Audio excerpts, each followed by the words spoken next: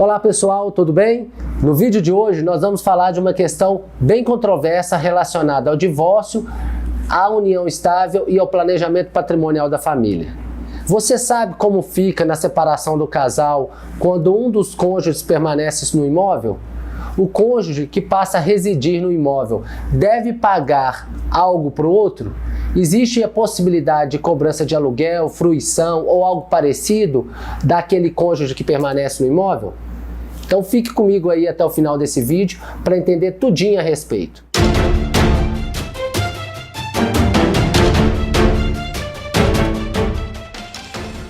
Olá, tudo bem com você, com a sua família? Espero que todos estejam bem. Para quem não me conhece, eu sou Matheus Bonacorsi, professor e educador jurídico. Me siga nas redes sociais e acompanhe também os vídeos aqui do nosso canal. Bom, no vídeo de hoje nós vamos tratar de uma questão bem controversa que se relaciona ao planejamento patrimonial da família na hora do divórcio ou da dissolução da união estável.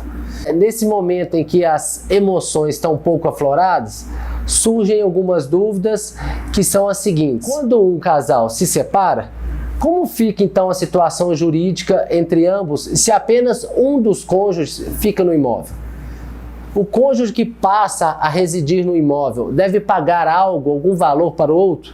Existe a possibilidade então de cobrança de aluguel, fruição ou algo parecido no direito? Olha só, nessa fase as emoções estão bem afloradas. É muito comum um casal se precipitar e um deles acabar saindo de casa sem a devida conversa e sem o devido planejamento patrimonial de como as coisas vão ser divididas e acertadas financeiramente entre eles. Especialmente quando envolve um imóvel, vê-se muito que um dos cônjuges deixa de residir desse imóvel e se muda logo para outro, ou gratuitamente ou a título oneroso, pagando um aluguel. Não raro as partes estão meio magoadas, não existe conversa, e somente depois que um dos cônjuges sai do imóvel é que vem as reivindicações que esse cônjuge entende como justa. E aí aumenta ainda mais esse litígio, esse desgaste, porque o diálogo e o planejamento ficam um pouco inviável.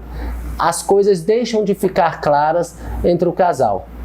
Nesses momentos é preciso ter um pouquinho de calma, é preciso lembrar um pouquinho do que diz o nosso Código Civil, especialmente o artigo 1326, que fala: os frutos da coisa comum, não havendo estipulação em contrária ou disposição de última vontade, que é o testamento, serão partilhados na proporção igual dos quinhões. Ou seja, de acordo com esse artigo, o coproprietário, o codomínio, ou seja, quem tem também a propriedade do imóvel, tem direito aos frutos desse imóvel. Caso um dos cônjuges fique, então, usufruindo sozinho desse imóvel que pertence ao outro também, esse cônjuge deve sim retribuir, pagar algo sob pena de enriquecimento ilícito ou locupletamento sem causa, que é o jargão que se diz no direito. Dessa maneira, se o imóvel for dos dois, mas apenas um dos cônjuges passar a fazer uso exclusivo desse imóvel, ele deverá então pagar pela utilização do bem, já que ele não é totalmente, 100% proprietário daquele bem. Inclusive, a jurisprudência e uma decisão recente aí do Tribunal de Justiça do Distrito Federal determinou que o ex-marido, que era proprietário de 50% do bem adquirido na constância do casamento, tinha direito sim de receber aluguel da ex-esposa, que permaneceu no imóvel sozinha.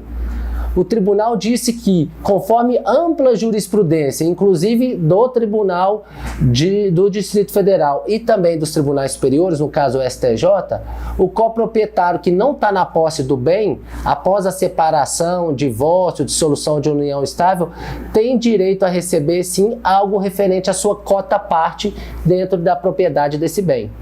Ficou comprovado no caso em questão que na constância do casamento, o casal adquiriu o imóvel e na hora da separação e antes da partilha, o imóvel ficou somente sendo utilizado de maneira exclusiva por um dos cônjuges, no caso a ex-esposa.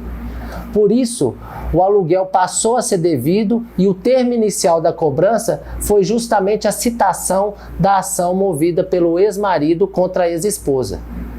Mas veja que interessante nesse caso. O casal era casado em regime de comunhão parcial de bens e decidiu encerrar o casamento. O ex-marido saiu do imóvel, ficando então somente a ex-esposa e uma filha, que foi também fruto do relacionamento do casal. O ex-marido demandou, ajuizou uma ação dizendo que não usufruía mais daquele bem e arcava já então com as parcelas do financiamento, das taxas de condomínio, da pensão devida à filha, e por isso a ex-esposa deveria sim pagar aluguel pelo uso do apartamento. A ex-esposa, por outro lado, alegou que residia no imóvel mesmo, porém residia com a filha menor de idade do casal e que as despesas para manutenção da moradia da filha era responsabilidade tanto dela, mas também dele, ex-marido e pai da menina. E o que ficou decidido? O que foi considerado justo aí pelo Tribunal de Justiça do Distrito Federal?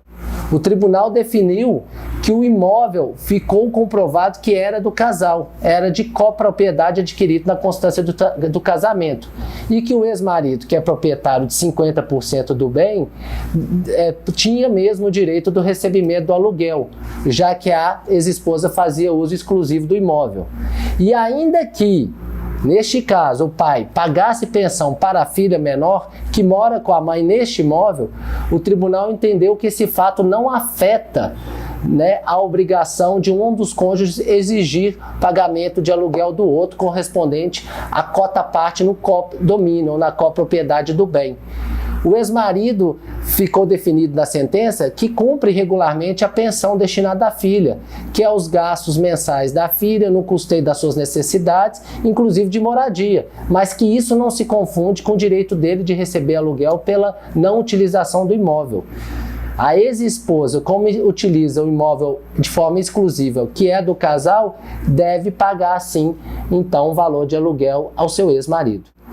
Aí você me pergunta, nossa, Matheus, mas isso é justo? Será que é assim mesmo? Bom, aí vem a orientação jurídica e a dica de hoje. Sim, a princípio isso é o justo e é o definido em lei. E para que você não corra risco e faça um planejamento patrimonial familiar bem feito, evitando o litígio futuro, converse com o seu marido, converse com a sua esposa e antes de deixar a residência do casal, é importante que vocês sentem para transacionar sobre a possibilidade então de utilização exclusiva por um só dos cônjuges e se será ou não devido pelo outro cônjuge algum valor a título de fruição ou aluguel.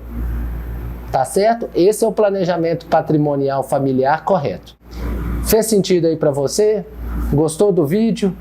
Espero que tenha sido útil e não esqueça então de se inscrever no nosso canal e nos acompanhar nas redes sociais. Compartilhe também, por gentileza, esse vídeo para um amigo, um familiar, para que ele fique bem informado. Tenho certeza que ele vai te agradecer por isso. Até o próximo vídeo e muito obrigado.